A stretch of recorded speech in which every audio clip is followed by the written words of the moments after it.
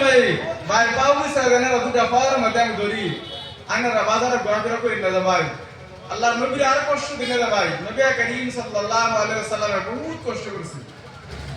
এই নবী করিম সাল্লাল্লাহু আলাইহি ওয়াসাল্লামের মুহাব্বত যার অন্তরের মধ্যে আছে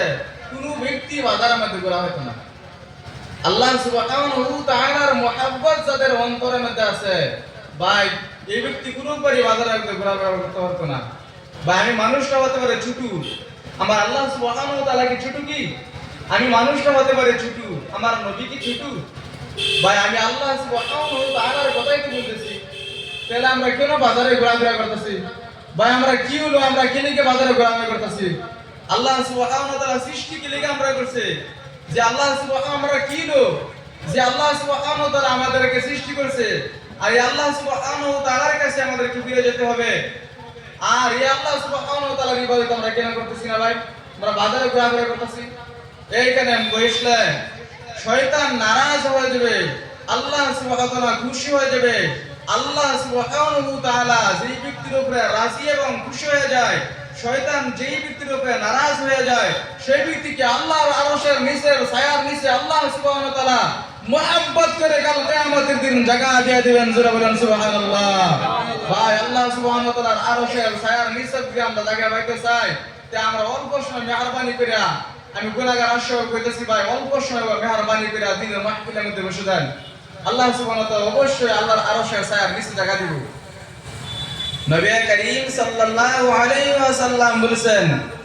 নবী করিম সাল্লাল্লাহু আলাইহি ওয়াসাল্লাম বলেছেন যে যেই জায়গাটির মধ্যে জ্ঞানের বিষয় কোরআন ও হাদিসের বিষয় আলোচনা করা হয় সেই জায়গাটি যেন জান্নাতের একটি টুকরার পরিণত হয়ে যায় জোরে জোরে বলুন সুবহানাল্লাহ কে বলেছেন রাহমাতুল লিল আলামিন বলেছেন যে রাহমাতুল লিল আলামিন দুনিয়ার মধ্যে আমাদেরকে রহমত করেছেন মরার পর আখিরাতের মধ্যে আল্লাহ সুবহানাহু ওয়া তাআলার কাছ থেকে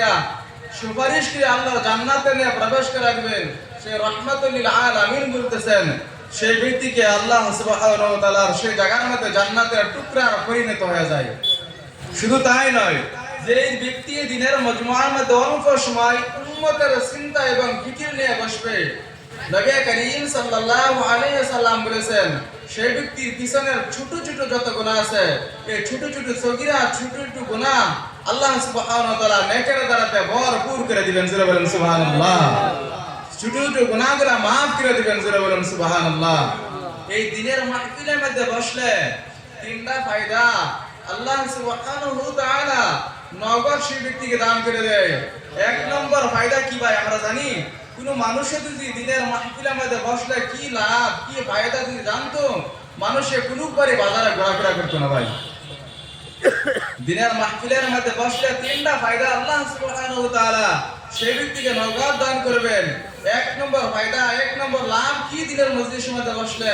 নবী করিম সাল্লাল্লাহু আলাইহি ওয়াসাল্লাম বলেছেন দিনের মাহফিলের মধ্যে যে ব্যক্তি নাকি অল্প সময় উম্মতের চিন্তা এবং ফিকির নিয়ে বসবে সেই ব্যক্তির পিছনের ছোট ছোট যত গুনাহ আছে ছোট ছোট সমস্ত গুনাহগুলো আল্লাহ সুবহানাহু ওয়া তাআলা maaf করে দিবেন জোরে বলেন সুবহানাল্লাহ দুই নম্বর এই দিনের মজলিসের মধ্যে বসলে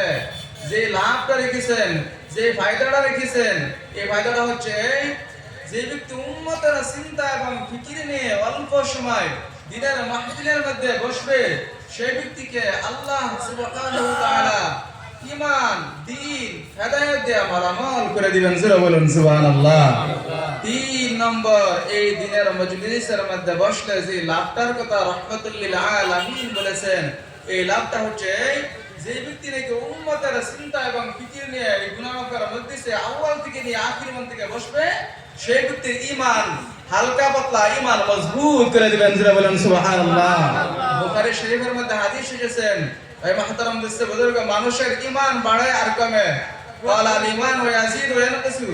মানুষের ঈমান খালি বাড়তে থাকে আর কমতে থাকে মানুষ যখন দিনের মাহফিলের মধ্যে বসে